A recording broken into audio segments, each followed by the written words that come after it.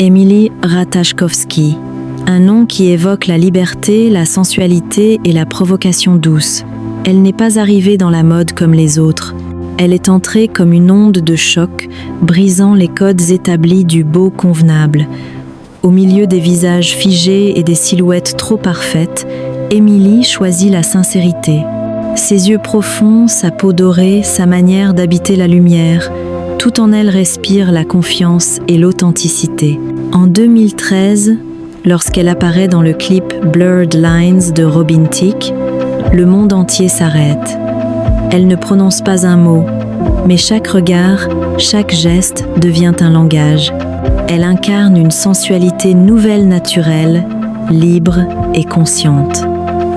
En quelques secondes, la jeune mannequin passe du statut d'inconnue à celui d'icône. Mais derrière le charme se cache une intelligence aiguë. Émilie n'est pas seulement un visage, ni un corps parfait. Elle est une idée, celle d'une femme moderne qui revendique le droit d'être elle-même. Trop belle pour être ignorée, trop lucide pour n'être qu'un symbole.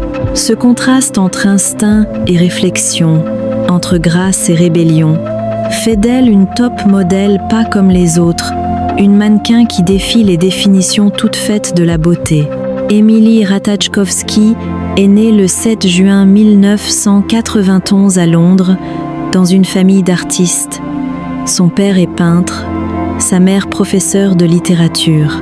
Dans la maison familiale, on parle d'art, de poésie, de liberté.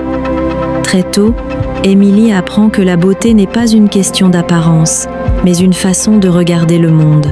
À 5 ans, la famille quitte l'Angleterre pour s'installer à San Diego, en Californie. Le soleil, la mer, les vagues, tout semble parfait, mais la jeune fille se sent différente. Tandis que ses camarades rêvent de métiers sérieux, elle feuillette les magazines de mode, fascinée par ces femmes qui, d'un regard ou d'un geste, racontent une histoire. Elle se glisse devant le miroir, imite les poses des mannequins, s'invente des défilés imaginaires. À l'école, sa beauté précoce attire autant l'admiration que les critiques. Certains disent qu'elle est trop mûre pour son âge, d'autres la jugent simplement étrange. Émilie découvre très tôt que la féminité dérange, surtout quand elle s'affirme. Pourtant, elle refuse de se cacher. Elle comprend que sa différence est sa force. Son sang mêlé, à la fois britannique et polonais, lui donne ce visage singulier. Très délicat, regard profond, peau dorée. Deux cultures s'entrechoquent en elle, la rigueur de l'Europe et la liberté de l'Amérique. Ce contraste forge son identité, entre raison et instinct. Dans la tranquillité de la Californie, Émilie passe des heures à dessiner, à écrire, à se filmer avec une vieille caméra. Elle ne cherche pas à plaire, mais à comprendre qui elle est. Cette quête silencieuse deviendra la base de tout ce qu'elle fera plus tard. Avant d'être célèbre, avant d'être une top modèle, elle a d'abord été une rêveuse. Une mannequin en devenir, forgée par la lumière du Pacifique et les tourments de l'adolescence. Le destin d'Émilie Ratajkowski bascule à l'âge de 14 ans. Un jour, lors d'une exposition de peinture où elle accompagne sa mère, un photographe la remarque. Intrigué par son regard, il lui propose une séance photo improvisée. Le résultat est saisissant. Sur les clichés, la jeune fille ne pose pas. Elle raconte. Derrière sa timidité, on sent une force, une conscience rare pour son âge. Peu après, elle signe avec l'agence Ford Models, l'une des plus prestigieuses au monde. Mais le rêve n'a rien d'un conte de fées. Sa mère s'inquiète. Le mannequinat est un milieu impitoyable, souvent superficiel. Émilie, pourtant, n'y voit pas un danger, mais un langage. Devant un objectif, je me sens libre, confiera-t-elle plus tard. Pour elle, la photographie est une forme d'expression artistique, pas un simple métier. Les débuts sont modestes. Elle enchaîne les petits shootings pour des marques locales, des magazines pour adolescentes. Beaucoup pensent qu'elle se perdra dans la masse, qu'elle n'a rien d'exceptionnel. Mais Émilie, elle, sait ce qu'elle veut. Elle observe, apprend et surtout refuse de se conformer.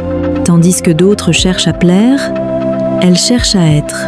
Puis vient la télévision, un rôle dans la série iCarly où elle incarne Tasha.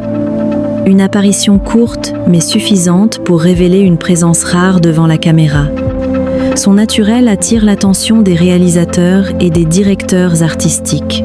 En 2013, la proposition arrive, tournée dans le clip Blurred Lines de Robin Thicke.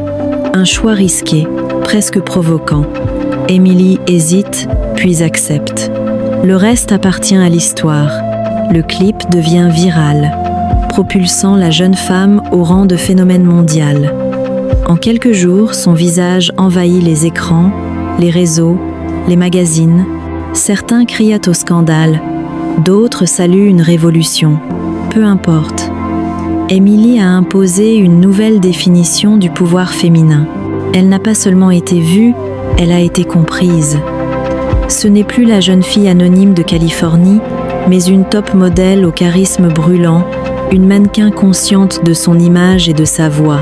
Plutôt que de se laisser emporter par la célébrité, elle y voit une ouverture.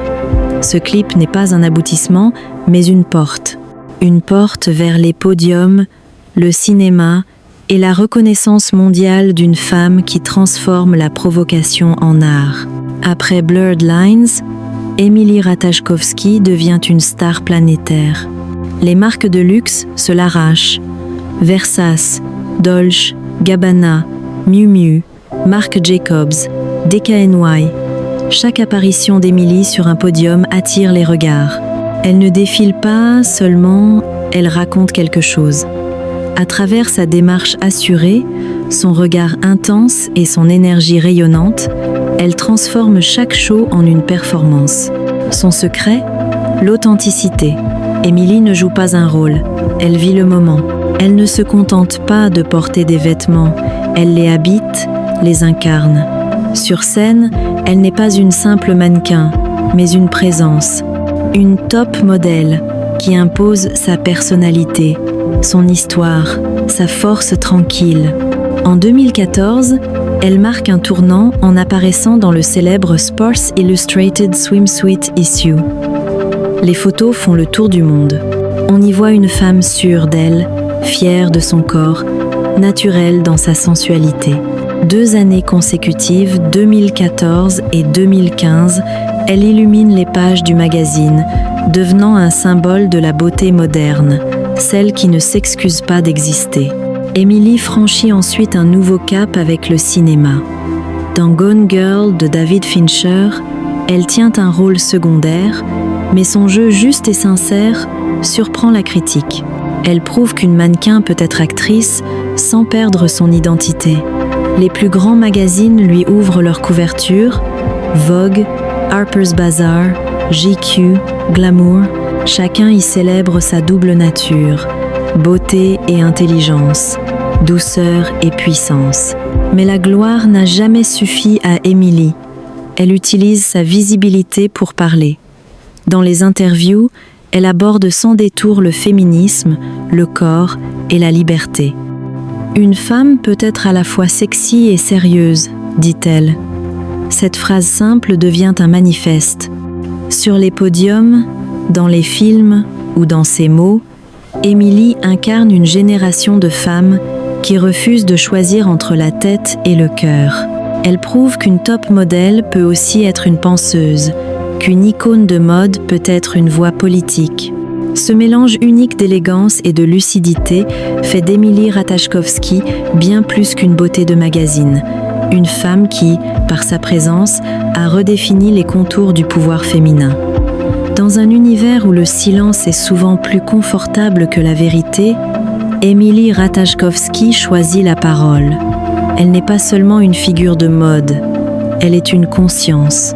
Tandis que beaucoup de mannequins préfèrent éviter les sujets qui fâchent, elle ose parler de pouvoir, d'image et de liberté. « Je n'ai pas peur d'être mal comprise », dit-elle. « J'ai peur d'être réduite au silence. » Emily refuse que sa sensualité soit un prétexte pour la diminuer. Elle transforme le regard des autres en arme.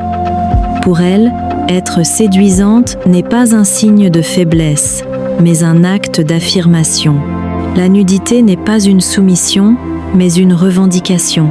À travers ses photos, ses interviews, ses textes, elle défend une idée simple. Une femme peut être belle, intelligente, forte et indépendante à la fois. En 2020, elle publie un essai marquant dans le New York Magazine, Buying Myself Back. Elle y raconte comment l'industrie, les photographes, les marques s'approprient l'image du corps féminin sans jamais le lui rendre. Son témoignage bouleverse les lecteurs et secoue le monde de la mode. Emily n'est plus seulement une top modèle, elle devient une penseuse, une écrivaine, une militante. Mais ses mots ne restent pas théoriques. Elle agit. Elle crée sa marque de vêtements, Inamorata, conçue pour les femmes réelles, imparfaites, vivantes. Ses créations célèbrent le confort et la confiance plus que la perfection. Chaque pièce raconte une histoire de liberté. Face à la pression du milieu, Emily garde sa ligne. Elle refuse les contrats qui trahissent ses valeurs. Certains y voient une provocation, d'autres une révolution. Elle montre qu'on peut dire non, qu'on peut réussir sans se vendre. Ce qui fascine chez Emily, c'est cette contradiction harmonieuse, la douceur d'un sourire et la dureté d'une conviction. Elle peut défiler en lingerie le matin, puis défendre les droits des femmes l'après-midi. C'est cette dualité qui fait d'elle un symbole. Emily Ratajkowski n'est pas un produit, elle est une idée, celle d'une femme qui s'appartient.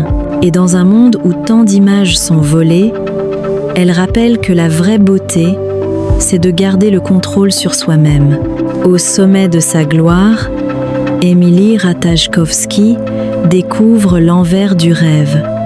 Ses photos intimes sont volées et diffusées sans son accord. En quelques heures, sa vie privée devient spectacle public. Elle aurait pu fuir, mais elle choisit d'affronter. Dans son texte « Buying Myself Back », elle dénonce la culture qui vole le corps des femmes tout en prétendant les admirer. « Si je ne possède pas mon image, dit-elle, alors je ne possède rien. » Cette épreuve la transforme. De victime, elle devient voix. Des milliers de femmes se reconnaissent dans son combat. Elle prouve qu'une top modèle peut aussi incarner la résistance, qu'une mannequin peut se battre pour toutes les autres. Puis, en 2018, elle se marie avec l'acteur Sebastian Bermaklar. L'amour semble la combler, mais quelques années plus tard, tout s'effondre. Le divorce, la solitude, les rumeurs. Emily se retire des projecteurs, se consacre à son fils et à l'écriture. Sur les réseaux, elle partage peu, juste des sourires doux amers et des mots simples. « J'ai tout perdu, sauf moi-même ». Dans ce silence, elle se reconstruit. Elle médite, elle écrit, elle écoute la mère de Californie qui l'a vue grandir. De la douleur naît une force nouvelle. Emily n'est plus seulement un visage de magazine, elle est une femme qui a connu la chute et qui a choisi de se relever avec grâce. Aujourd'hui, Emily Ratajkowski n'est plus seulement une image. Elle est une idée, une énergie. Elle a redéfini la sensualité comme un langage de liberté, rappelant que la beauté n'est pas une cage, mais un choix. De ses débuts californiens à la scène mondiale, elle a prouvé qu'une femme pouvait être à la fois top modèle, mannequin, mère, écrivaine et militante, sans jamais trahir son authenticité. Ce qui reste d'elle, ce n'est pas seulement un corps, mais une parole. Emily a ouvert un espace où les femmes peuvent s'aimer sans s'excuser, s'affirmer sans peur.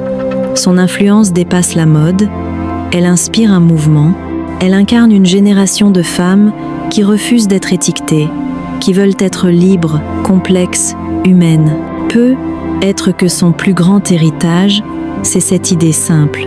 La beauté ne se possède pas, elle se vit. Emily Ratajkowski a traversé la gloire, la douleur et la renaissance pour nous le rappeler. Et vous, que pensez-vous de son parcours ? A-elle mérité sa place parmi les icônes de notre époque ? Partagez votre avis dans les commentaires, Mettez un like si son histoire vous inspire et abonnez-vous pour découvrir d'autres portraits de femmes et de top modèles qui ont changé le monde.